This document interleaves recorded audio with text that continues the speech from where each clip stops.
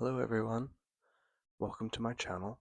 Um, Today I wanted to talk about a certain idea that I came across while reading and finishing Jhumpa Lahiri's Translating Myself and Others.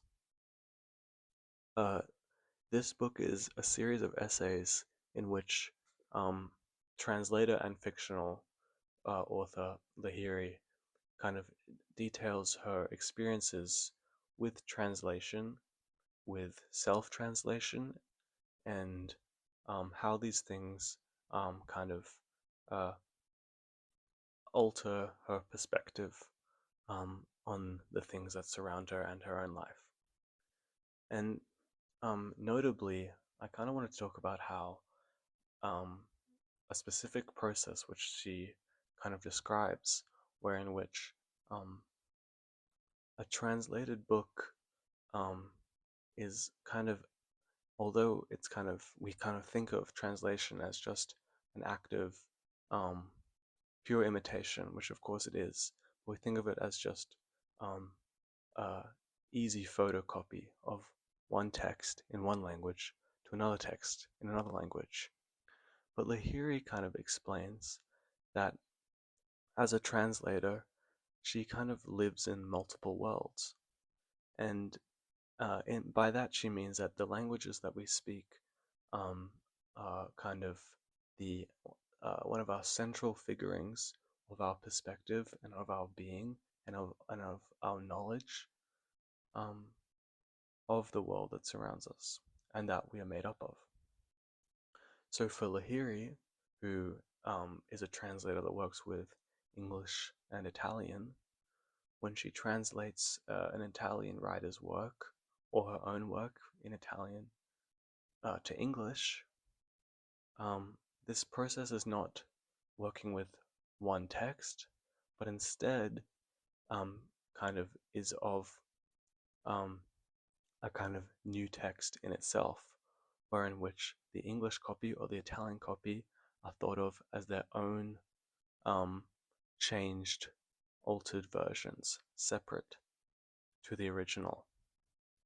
Um, and I found this to be quite enlightening, especially when it came to other literary interests that I have.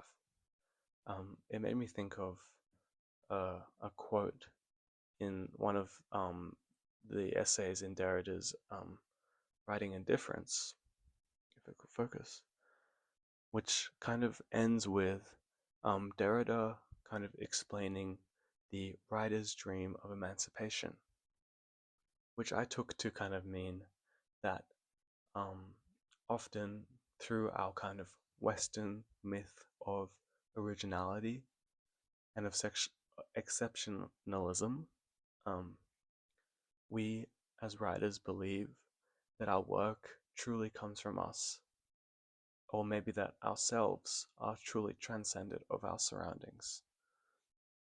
But for Derrida and for Lahiri, this is not true, as they find that we cannot be emancipated from the languages we speak. For Lahiri, she finds that even when we are translating, the languages that we use actually alter the stories that we tell and how we tell them, right? Um, and I think we find that uh, although we're talking about language here, we can also bring this conversation to ourselves. Um, we basically are talking about language as relational to its environmental context.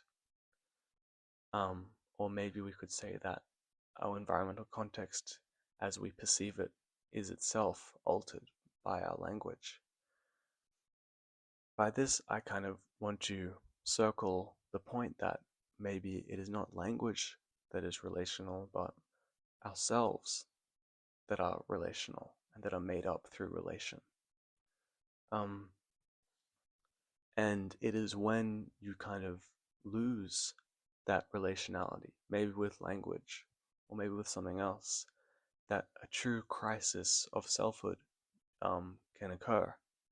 And that's what is explained as I see it, in Han Kang's Greek lessons, specifically with language, in which our protagonist, because of a series of traumatic events that she undertakes, loses her ability to speak. And it feels as if there are kind of knives in her throat.